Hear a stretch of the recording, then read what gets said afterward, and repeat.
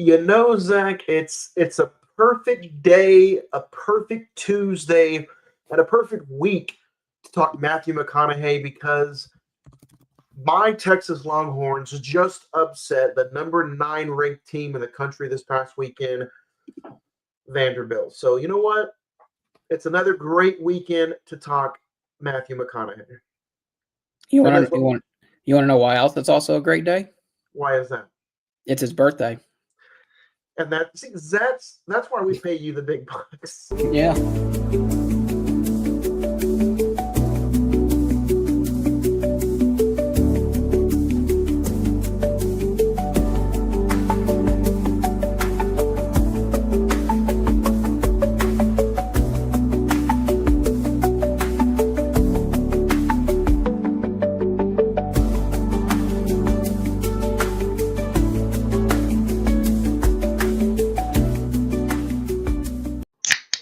You like that, old man? You want a piece of me? Do I feel lucky?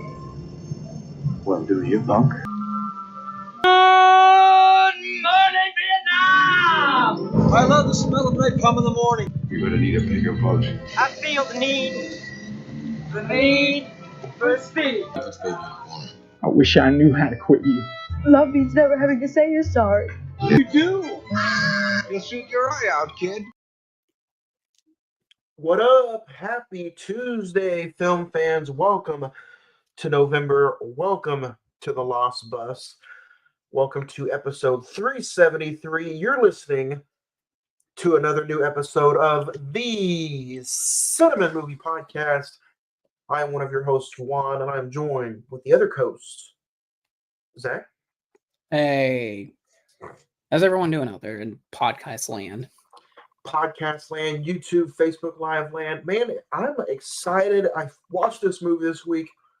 There's a lot of other stuff that happened. I was just like, man, it's podcast time. Let's hang out and talk movies with Zach. So, if you guys did not join us for the month of October, where were you? Because it was the month of spooky season. And Zach, what were your thoughts about this year's October?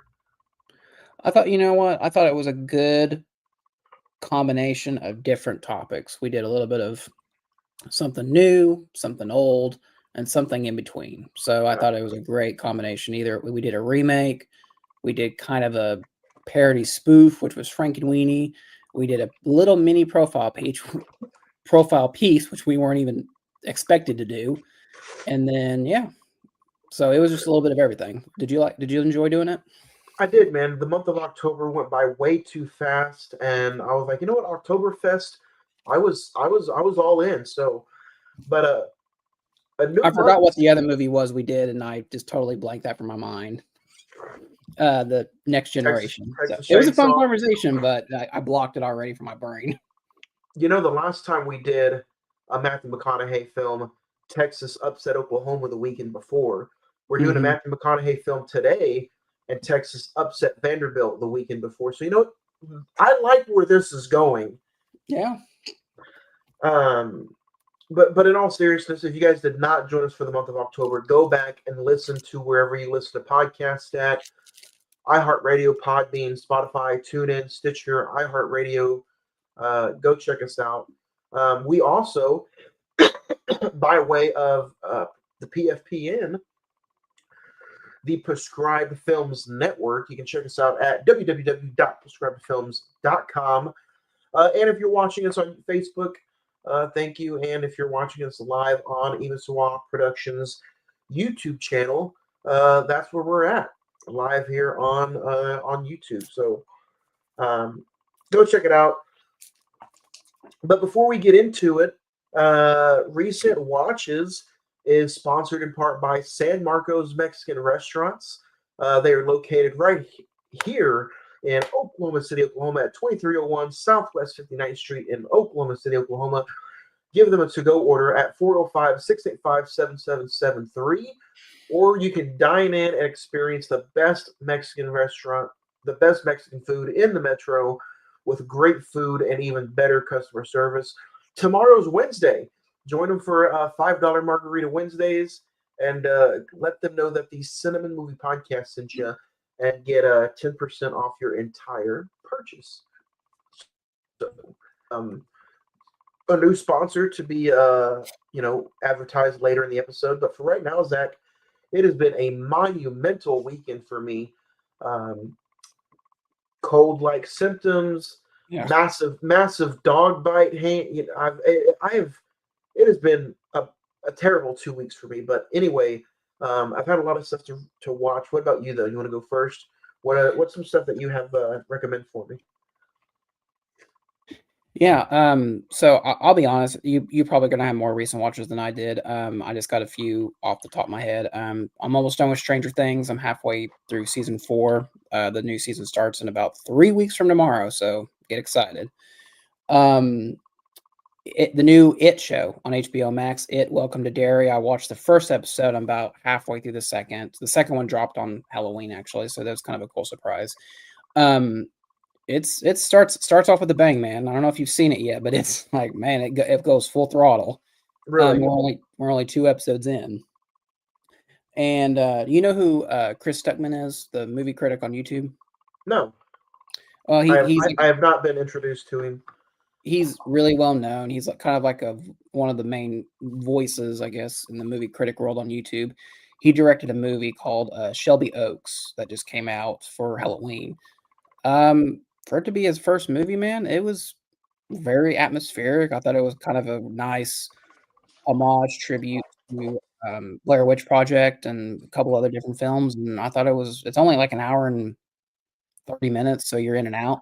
It's probably This no eighth grade for a film debut though, right? Well, no, I don't know if it's on the same level as 8th grade, but if you're in for a scare, it's still showing up at Quells and Harkins and a couple other places. So go check out a little independent horror film, and yeah, Shelby Oaks, Stranger Things, and It. So a lot of horror. What about you? Nice. Where can I start? I think Sounds like you did like a deep dive. So I finished my Halloween watch. I always watch the original 7 films of Halloween during this time of year. So I finished with H2O. My thoughts completely, dude. That's how the original franchise should have ended. Cutting the head off, perfect Be ending. done. Yeah. So my full thoughts on this thing is going to be in next week with Frankenstein. But I rewatched the 1930s version, and then I turned right around and watched the Kenneth Branagh version, and With De Niro. with De Niro, man, with the man, dude. I didn't realize that the Robert De Niro version is page by page, toe to toe with what the book is supposed to be. Mm-hmm. And I didn't know that the Del 30s Toro one, the Del Toro one's supposed to be the exact same way. exactly. So that watching that movie got me super stoked for Netflix's Frankenstein. Yeah, I'm really looking. And that, I guess, go ahead and say that's our next movie for next week. We're gonna be doing that. It drops on Netflix on Friday. I'm really looking forward to it. It's Del Toro, and I've never seen the De Niro one, so I'm. Dude, do yourself a favor, find it. Not good. It's unbelievable. And then I watched Coco for Day of the Dead. I watched The Godfather, Monster, because I watched the Aileen documentary on Netflix. Oh, how was that? Dude. So the movie and the documentary, it's like I'm not sitting here saying she was completely innocent, right? Mm-hmm. But the documentary proves that they didn't have all of the evidence they needed to not only put her away, but give her the chair. Yeah. They could have easily put that poor lady at least in the same asylum. I mean, I've only seen the movie Charlize Theron movie once, but so I'm not really familiar with the whole case. But like, just judging off like when you kind of click over the preview for the show, it looks like she's insane, like truly insane. Not only insane, but dude, she was continuously raped and beaten as a child. Mm-hmm. Obviously, her line of work, is tough, but dude, that documentary is only like an hour and 20 minutes. There's a lot of stuff in there I didn't know about her. So if you guys are into murder mystery documentaries, I'd check that out. And then, you know what? Today I started Indiana Jones and the Raiders of the Lost Ark. So I think I'm going to go through and do an Indiana Jones watch this week. Are you excited about Dial of Destiny? Rewatching Dude, that? Dude, I've only seen it once, and I didn't even give myself. I had the phone in the hand. The kids were running around. You So weren't paying attention. this week, I'm gonna just sit in and dial up. See what I did there, Yeah. and just watch it because at the end of the day, I'm a Spielberg fan. I'm an Indiana Jones fan. I'm a Harrison Ford fan. I got to give it its due, you know. So, um, yeah, man. And then you know what? If I had to recommend anything, The Lost Bus, bro. It's on. We're about to get ready to dig into it. It's on Apple TV. Indiana Jones is on Disney Plus. The Godfather, I believe, is on Paramount Plus. If you haven't seen The Godfather, we're 11 minutes into this episode. You guys out there that are film fans, podcast fans, movie lovers, Just stop the show. Just stop the show. Stop the show. Do yourself a favor and go watch The Godfather. Because you know what, Zach? I fell in love all over again. Yeah, are you gonna just to kind of preview our thoughts? We're doing The Godfather Part 2 in October and December. Are you gonna rewatch the third one as well? Oh yeah, of course. You know, and I'm probably gonna rewatch the first one before the second one again. So yeah. You ever pick a movie and you just get to watch it for the first time all over again because you're showing somebody their first time? Yeah, it's a fun experience, and then you're kind of disappointed when they don't like it. It's like, well, you're wrong. Sorry. Yeah. That's how relationships are lost and broken. No. So this is her first time seeing The Godfather? Her first time. She said she liked it. So okay. Well, what would you have done if she said, it was fine? I'm still gonna connect the lie detector test up to her. And ladies and gentlemen, if that day ever does happen where she says The Godfather's fine, Juan will be his own Netflix documentary. Watch. Man, you know what? It's all good. I love showing people movies for the first time, and I also love being in the opposite chair. I love being shown a movie for the first time too. So yeah, you know, there's a lot to it. Also, if you guys have not known, this week class sessions start. Podcast class starts this week. If you guys want to learn how to do your own podcast, if you guys are interested, hit us up on the social medias. The first session begins tomorrow. Facebook.com/The Cine-Men Movie Podcast, the Instagram /Cine-Men Movie Podcast, X Cine-Men405, or email me CINEMEN921 @gmail.com. Learn how to do your own podcast, set up sponsors, set up streams, downloads in a 2-hour session. All that is available right now. Sign up because you could be sitting here with me, you could be sitting here with Zach, or you could just go off and do your own adventure. So sign up. Seminars start this week as early as tomorrow. So come hang out and learn how to podcast. But Zach, other than that, man, yeah, recent watches was pretty was pretty fun. I'm ready to dig in and talk about that man. That man being Matthew McConaughey. We are talking all about Matthew McConaughey and The Lost Bus. If you guys are joining us for the very first time this year, or if you are joining us for the very last thousandth time, or if you're joining us for number 373, welcome back. It's time to get into it. Zach, what has this year been? What has our theme been this year? So this whole year, really, since December of last year, so we're coming up almost the whole year. We've been talking Matthew McConaughey. We've been going through his filmography, just picking out different things, stuff that we probably would have been wanting to talk about, or something related to his filmography. So I thought it appropriate we got a brand new movie from him. Let's talk about it. We almost did it when it first came out on Apple last month, but let's just wait a month and let everyone get a chance to see it, and we'll talk about it. We'll be open November, which we're here. So let's get into it. I couldn't find a budget or box office record for it. This movie is officially streaming now, only on Apple TV Plus. IMDb has it at a 6.9. Excuse me. Rotten Tomatoes at 87%. The Metascore is at a 64%. Letterboxd has it at a 3.3 with a September 15th 2025 release date, or it came out on Apple TV Plus on October 3rd, 2025.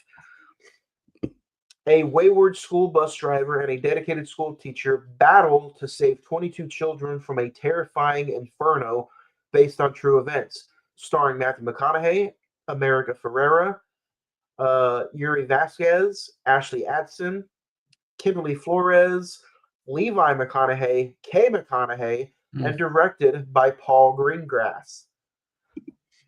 Zach, did you get to check this one out in the theaters, or was this your first time watch for the episode? Did not get to check this out. We didn't. I don't think anywhere in the state of Oklahoma, maybe Tulsa. We didn't get this at all theatrically wise.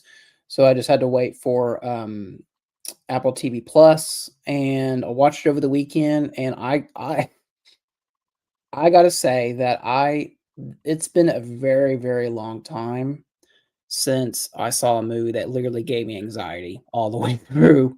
I mean, this movie, from like literally minute one to the last like epilogue title card, where before it says directed by Paul. I was about to say Paul Thomas Anderson, Paul Greengrass.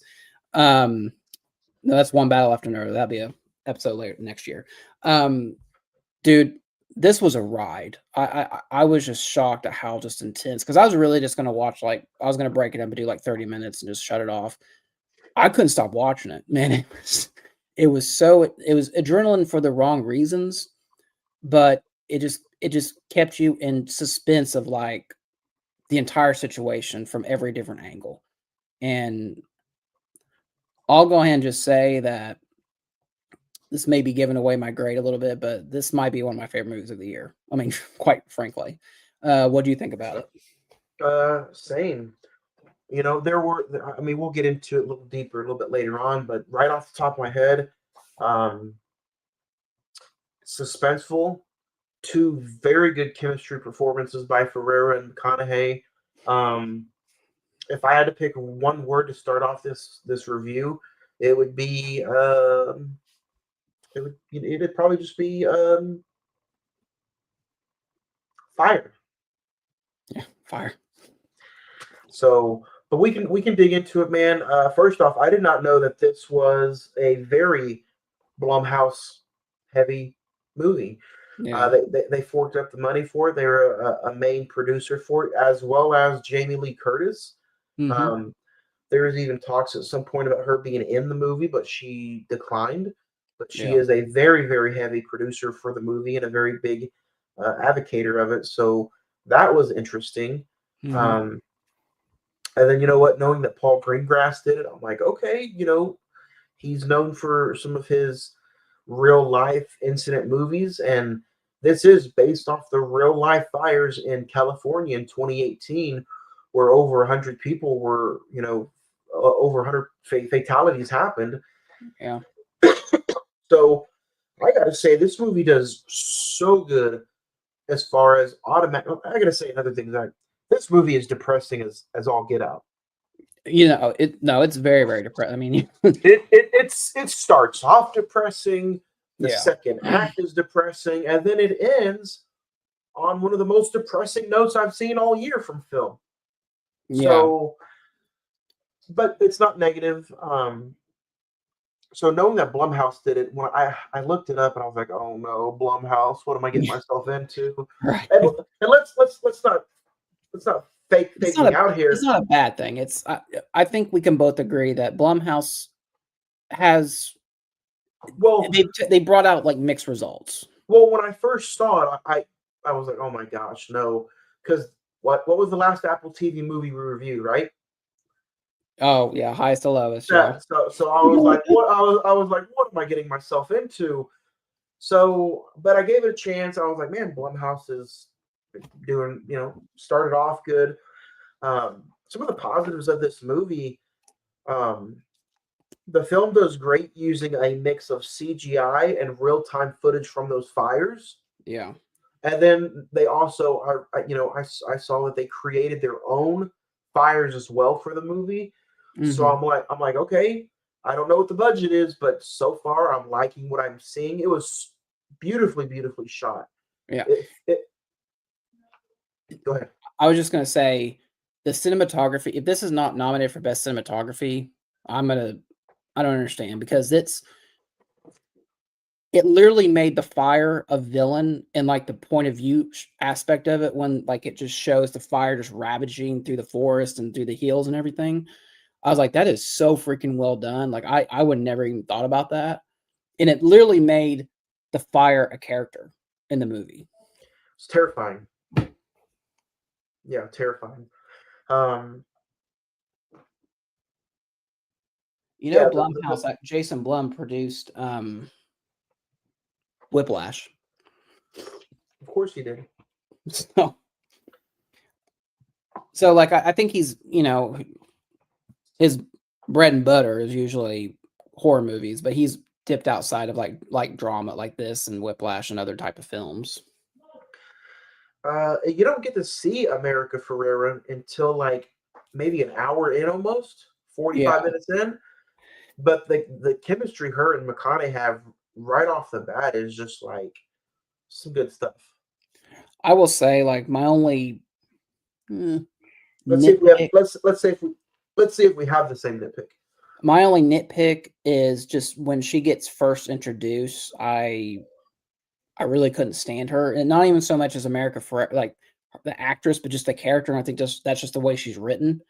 Like she's complaining, like we should stay on the route. What that's what like you see the fire like literally 5 feet from us. Like that's not an option. And I like how McConaughey's answer is just like I don't give a damn about the route. We're going the way that we need to go to survive. Oh Lord, we need to go the way we need to survive, and I think that kind of seals the deal with that. But that's just like my only nitpick about the movie, honestly. Man, I think the only nitpicks I had was the second act kind of drags a little too long. Like when they're stuck in traffic. I would almost to me the second act begins when she is introduced. Mm-hmm. So I feel like it kind of drags from the time that she's introduced until the danger really starts happening.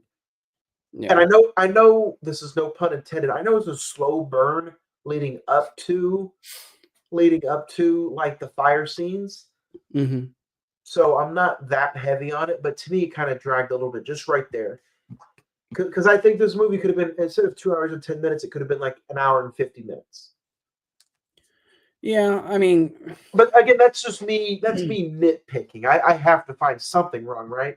Unless it's The Godfather, there's nothing wrong at all about it. Wait till we get to our Godfather Part 2 episode. You broke my heart. No, dude. For me, the pacing wasn't a problem. Like once it goes, it goes. It doesn't really let up at all. And I really appreciated the like the fire. Yeah, I really appreciated that it just jumped from different time points. I mean, our main A story is Matthew trying to rescue the kids, but we also got the police, the fire chief, kind of like dealing with and that was like that's my second note of my on the notebook. It's like just unrelenting chaos from all different sides. Like I love how they did a very good job of depicting of like, oh, we got it contained. Oh no, like 5 miles down the road, another brush fire started up. Oh no, 10 miles down the road, another one started up. It's just like there's every time they think they had this contained, it just blew up in just different areas. So I'm not a fan of evening television, whether it be on ABC, NBC, CBS. I feel like it's very generic, and I can tell as a viewer it's generic. Okay. Yeah. So if you want to send me hate mail, send me hate mail. But so I have it here in my notes.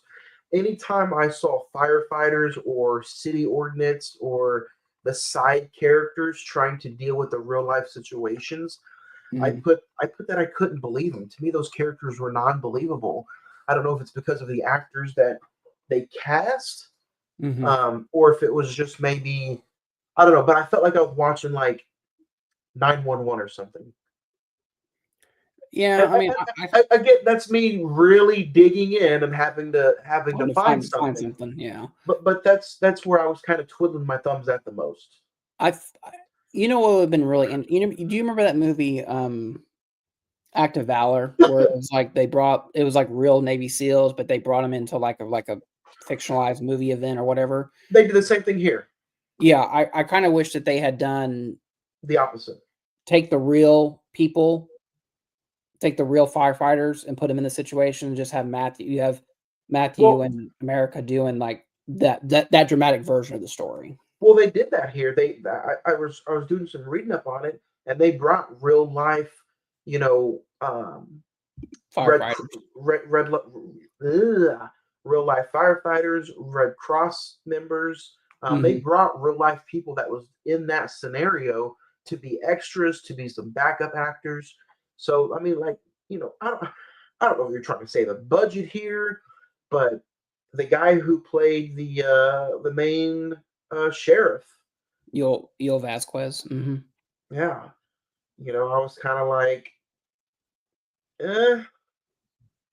Yeah, he's I been in a lot of stuff actually. I did think Ashley Axon did okay as the dispatch lady.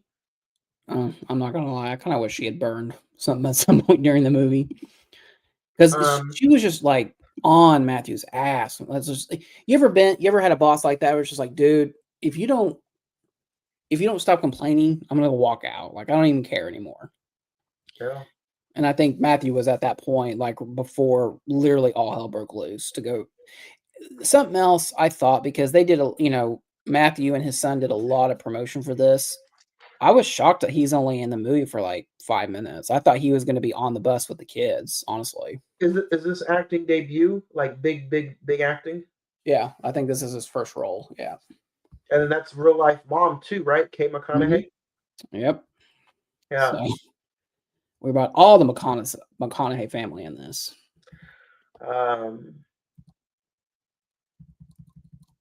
dude, but yeah, the fire scenes were amazing. I thought the way the bus looked and the way the kids, when you're working with kids, it's kind of hit and miss Yeah. whether you believe them or you don't believe them.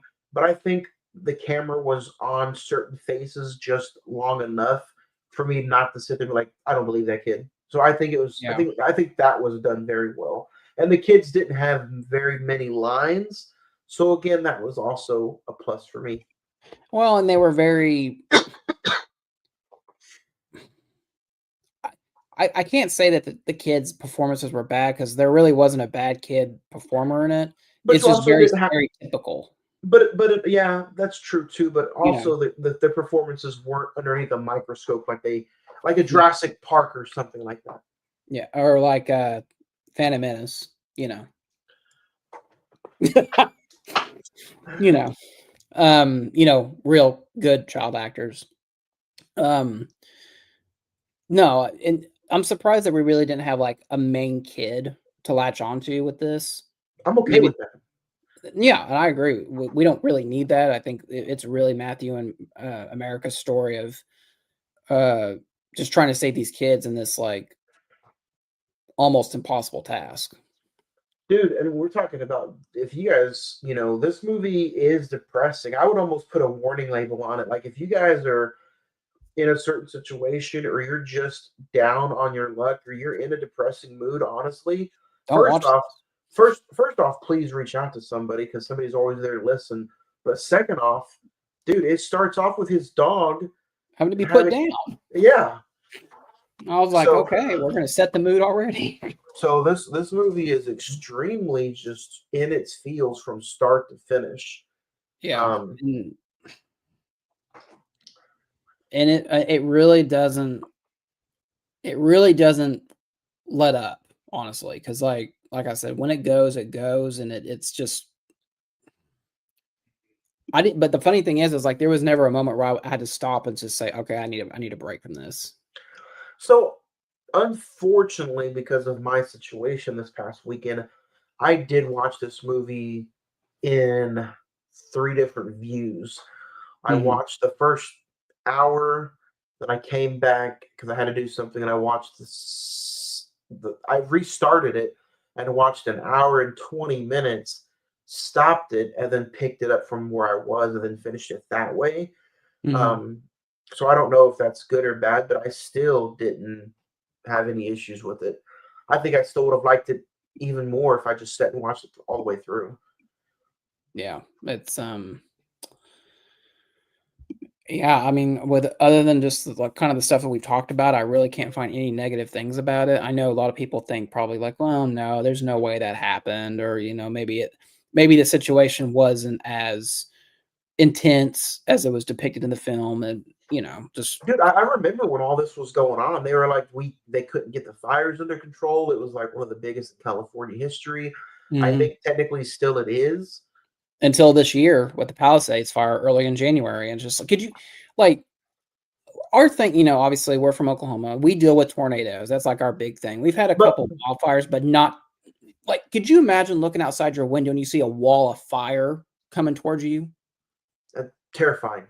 That's one of the most horrific things. And knowing that, you know, your collectible Godfather Blu-ray is going to get burnt up in the situation. But I mean, like, all joking aside, like knowing that you're going to have to leave all your belongings and like you're going to start over from literally from nothing. I am starting nothing. I will go down with every single one of these from safe to drive to the post to Greenland, all the way back up to Apocalypse Now. Every single one of those is important to me, just as The Godfather. Well, folks, maybe If you I can do like a if I have to go down in a blaze of glory, they will remember me just like they remembered General U.S. Ulysses Grant for going down with his soldiers. The captain never leaves the ship, sir. Just like the guy in the Titanic. so you're gonna go down like Captain Smith in Titanic, just gonna watch the fire engulf everything. I'll go down and I'll come back just like Candyman. You gotta go. You gotta go to your local video store and say Blu-ray, Blu-ray, Blu-ray, and I'll pop up out of nowhere. And he does like a friendly recommend what to buy. You know, I was expecting Matthew McConaughey to pull off his perfect Chris Farley impression and say, "I'll turn this damn bus around," but he didn't. I was like, "Come on, we gotta," because before Matthew McConaughey, was Chris Farley not the greatest bus driver in movie cinema history? Yeah, I mean, who doesn't want to go live in a van down by the river? I mean, Yeah, truly. Billy Madison reference. Speaking of some references, new sponsor, guys. Don't forget, use our code at the checkout and get 20% off your entire order. Use the code Cinnamon 405. That's capital CINEMEN 405 at www.doobie.gg. Doobie Energy makes focused energy drinks that your taste buds love with no sugar, no artificial colors or dyes. Our formula packs a smooth focus with no jitters, no crash. Try one or all 10 flavors and see why thousands of people are choosing Doobie Energy each month. So that's www.doobie.gg and use our code at checkout cinnamon405 and get 20% off your entire order. And that's just another good goodie that the Cinnamon Movie Podcast presents you. So Hmm. yeah, don't forget, give him a shout out. Creatine powders, all that good stuff. So getting back to dude, every single Boss. scene, every single scene that Matthew McConaughey delivers in, um, man, whether he's talking to his boss, whether I like the scene where he's got to lay down the law to marry Mrs. Mhm. Mrs. Ludwig. She's telling him the protocol and what they have to do, and he's kind of like, "Look, lady, this is what we need to do to survive." Yeah. And I don't know if really all that stuff really happened in real life, but whatever they do, kind of It pick and works for the choose. movie. It works for the movie. Yeah. So The scene where he goes out and, like, they're in a traffic lockup and he has to go out there and direct traffic.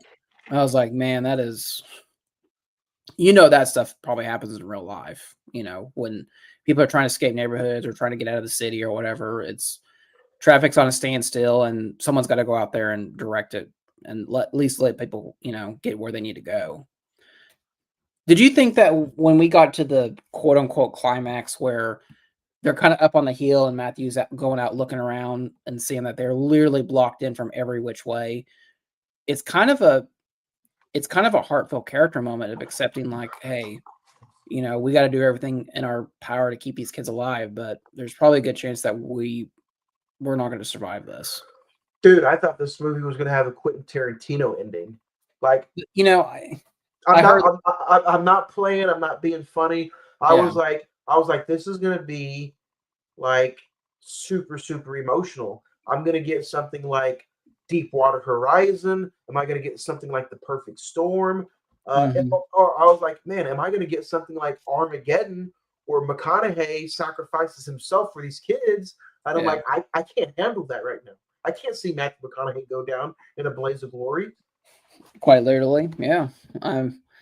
Yeah, and I mean the scene where he is kind of talking to Mary, just saying, like, if you get out of this, if you get out of this, why is it we were talking about I literally kind of inside baseball.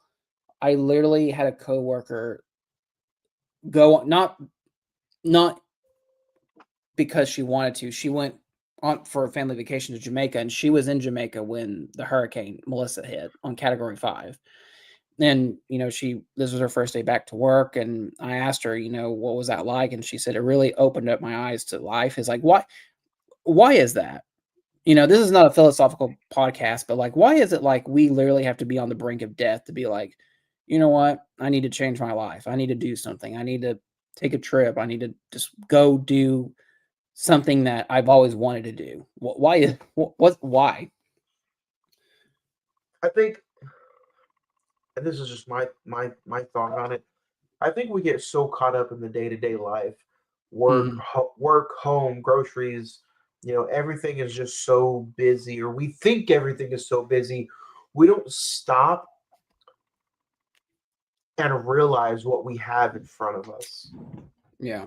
until something just shakes our inner core, and we're like, "Oh my God, my carpet, my car, my bathroom, my toilet paper." 2020, it just takes something to shake us to realize, man, we should stop focusing on what we want and start cherishing what we have. Yeah.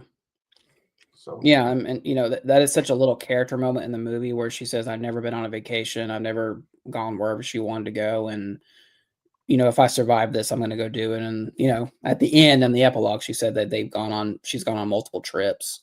So, and a cool thing is, the real Kevin McKay, Matthew McConaughey's character, he became a teacher after this.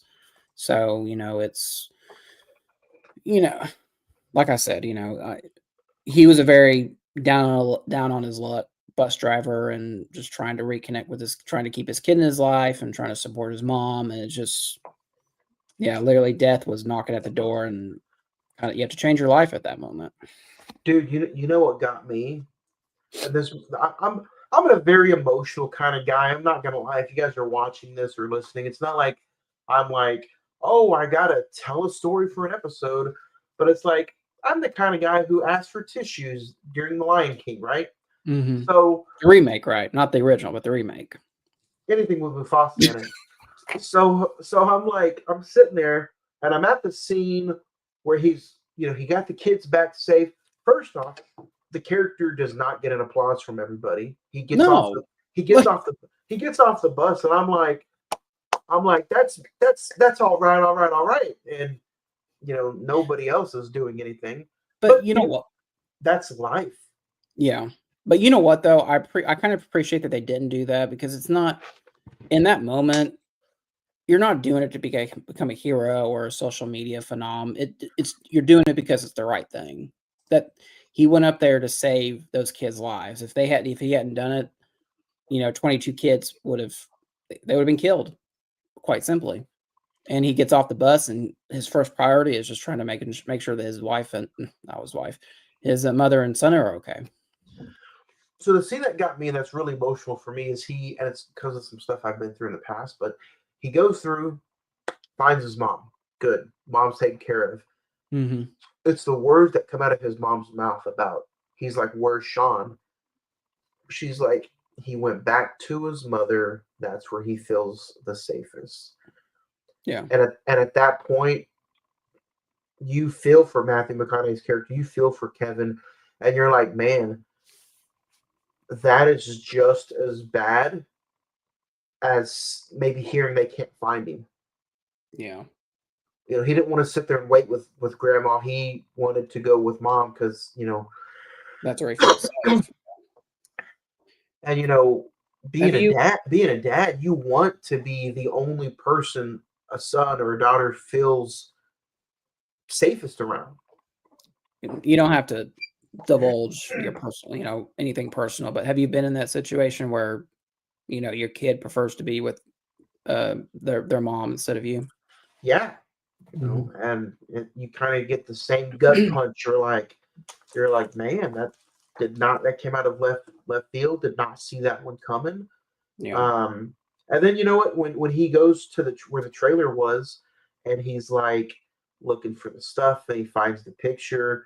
Mhm. He's devastated. But then you see the sigh of relief when he sees his ex-wife's car pull up, Yeah. and Sean gets out of the car. You're like, that right there is the only limelight of the movie for me, is because at the end of the day, after almost dying, after almost 22 kids dying, after almost just being incinerated in flames, you're like, he could have said, you know what, I'm done. I'm gonna go get my kid, and he could have said no, Mhm.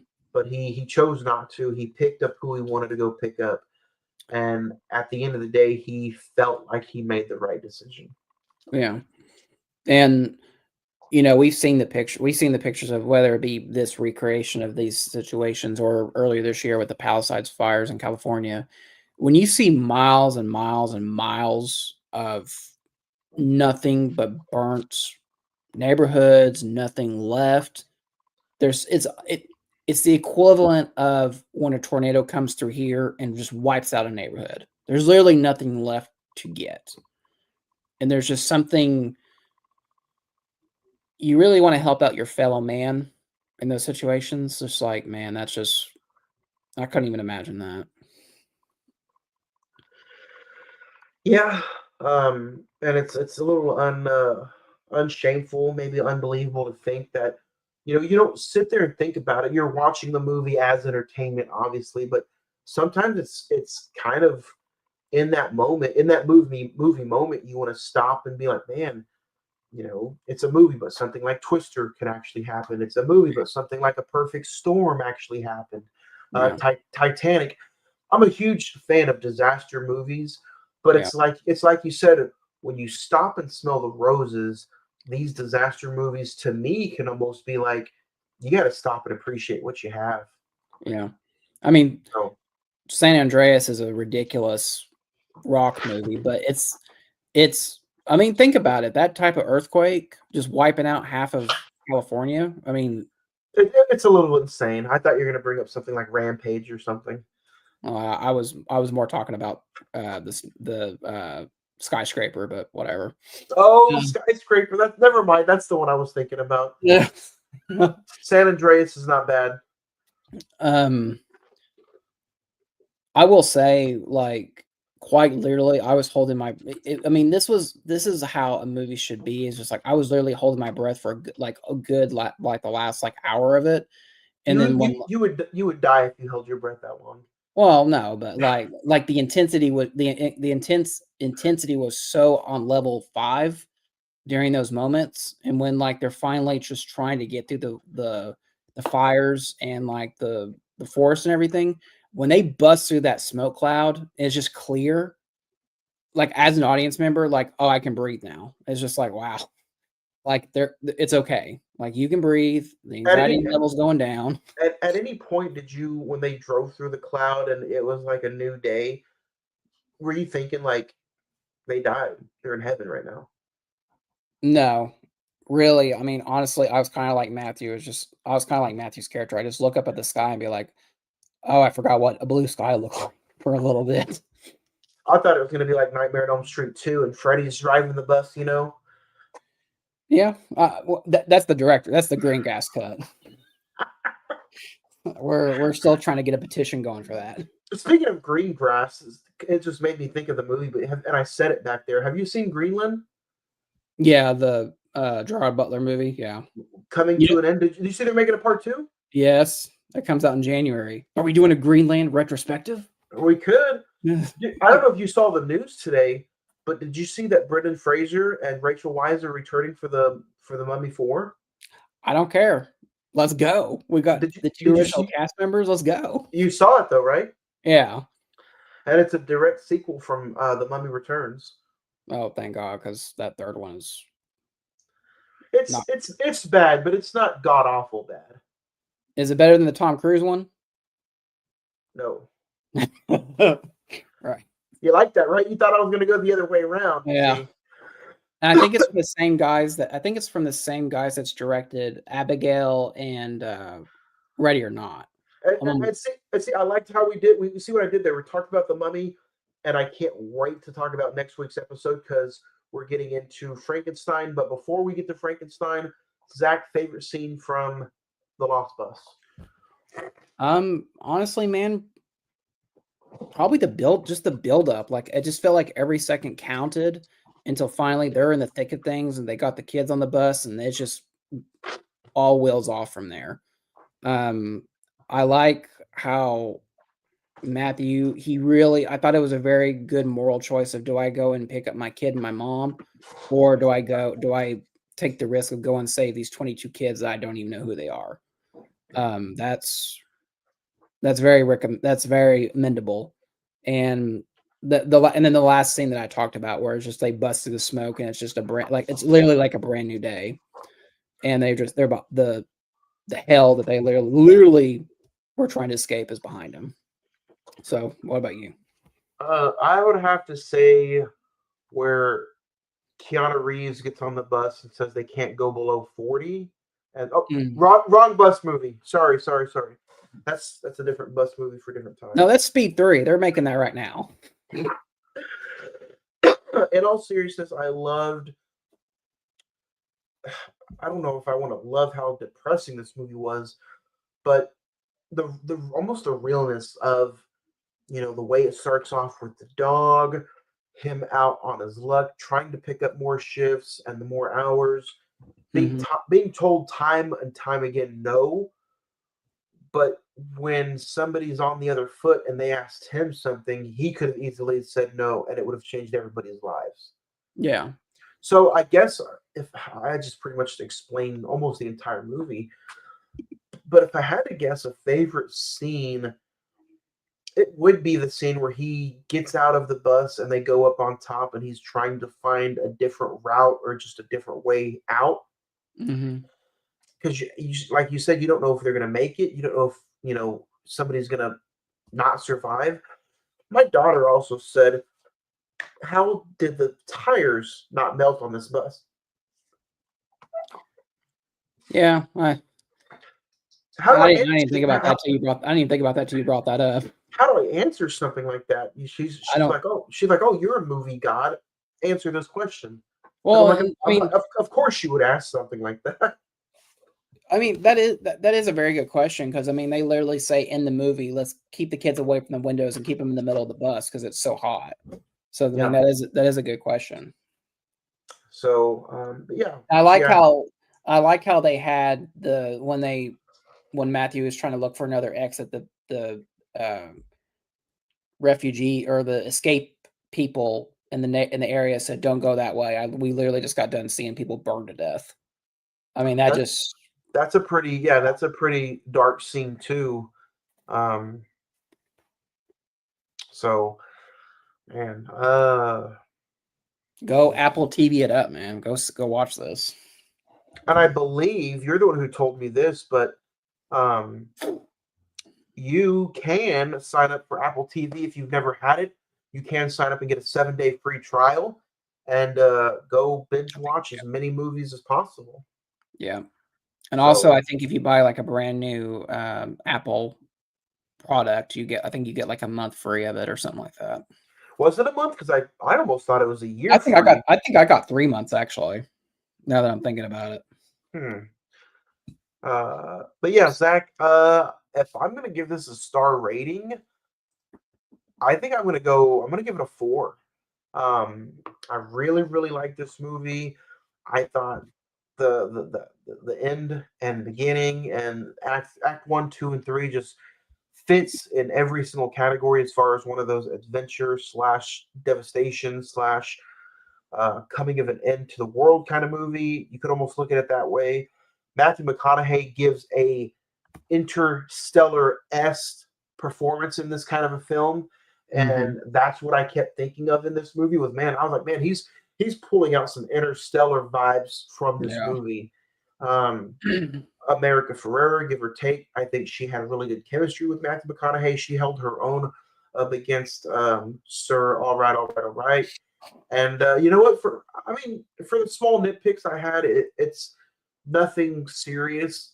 Go out of your way to check out this movie. I wish I would have saw this on the biggest screen possible. Yeah. I think if they were to ever release it, I think I would definitely try to go see it. And of course, if they put it out on that physical media, I got to touch it. So maybe we'll get a Criterion later down the road. What about you, Zach? Man, I'm gonna give it a 5. Honestly, man, I think it might be in contention of the best of the year for me. McConaughey, Ferrera, the intense anxiety, the unrelenting chaos, cinematography, I thought was really top notch. Especially how we talked about making the fire one of the main as a character. Yeah, man, this is we joke and all this and that, we love Twister and all that, but this is a great example of like, no, these natural disasters happen, people are affected, people die, these are real scenarios, and I really appreciate that we have a movie like this to say, we do it for entertainment. You may watch this for entertainment, but hey, no, this situation happened. We literally, back in January, people were dying and people were losing their homes because of something like this. So it's a great reminder of that. Yeah. Go Apple TV it up, man. This is a good film, highly entertaining. It's just you don't get too many of these anymore. So I don't know about what it is about 2025 movies. I have very, very few 5 stars, man. Like, we're going towards the end of the year, and I'm just like, I liked The Lost Bus. Don't get me wrong, I really, really liked it, but I'm not in love with it. Yeah. I don't know if I'm being too harsh, or if I'm being too critical, or if I'm being too much of an ass. If I could say that word, I'm sorry. I'm really looking forward to your top 5 plus 5 because I don't know what you're gonna have on there. I think I only have 3 movies that I've given a 5-star rating. Wow. So I don't know, man, but we'll dig into it. Next week is another 2025 movie. Next week we tune in on Netflix. Oscar Isaac, Jacob Eldery, yeah, and we're talking Frankenstein. Also, you have Willem Dafoe in there. Mia Goth. And dude, I'm excited. Mia Goth plays Elizabeth. I cannot wait for this. Oscar Isaac is Dr. Frankenstein. Go read the book. Go watch the movie. Go watch Mary Shelley's Frankenstein. This is what it's all about, man. What I'm talking about. Classic. I really hope this movie doesn't disappoint. I've heard nothing but great reviews about it. It's Del Toro, so it's right up in his wheelhouse. So it's I really want this to be very good. I don't know if I want this to be best of the year, but I really want to. We have like we really enjoyed that conversation. I think this might be our Nosferatu of the year. Yeah, I'd agree with that. But you know what?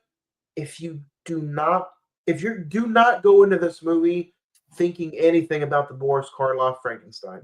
Don't don't do that at all. Don't even think. Yeah, don't Go- think about Boris Karloff. Don't think about like the mindless monster. If you've read the book, you're on the right track essentially. Yeah. See, I didn't know that. I had not read the book, but Or if you've seen the Robert De Niro version, watching that one smartened me up a lot, and yeah, you know, I'm excited now for Netflix's Frankenstein. So again, another movie I kind of wish I could see on the big screen. yeah, I know. So, Zach, you have not seen it yet. You didn't go see it or find it in anywhere. So Friday will be your first watch. I think you and me need to move to New York or LA or Chicago so we can see these movies on like someone said that they saw this on like 35 millimeter in LA. I was just like, oh, I hate you. So yeah, man. And then if we can, after that, 2 weeks from tonight when we hit September 18th, yeah, there it is. We're doing Dallas Buyers Club. It's the movie that won Matthew McConaughey his Oscar. Yep. And then the Tuesday before Thanksgiving, November 25th, we are reviewing Wicked for Good. So that heads into theaters in just a few weeks. And then just like that, man, November's over. So yeah. I mean, it's insane that we have this little calendar at our someone just handed out this like fun calendar thing, and it says like how many days till Christmas, and we are. Don't say it. Huh? Don't say it. 51 days. We're literally about 51 days till Christmas. Then that boggles my mind. But yeah, so next week should be fun. Netflix it up this weekend. There's a lot of good stuff out. Apple TV. Go check out The Lost Bus. And then tune in for us next Tuesday when we have a brand new episode and we discuss Frankenstein and an all new episode of the Cine-Men Movie Podcast. Have a good week. Bye. Cannot wait to talk movies with you guys next week. Hope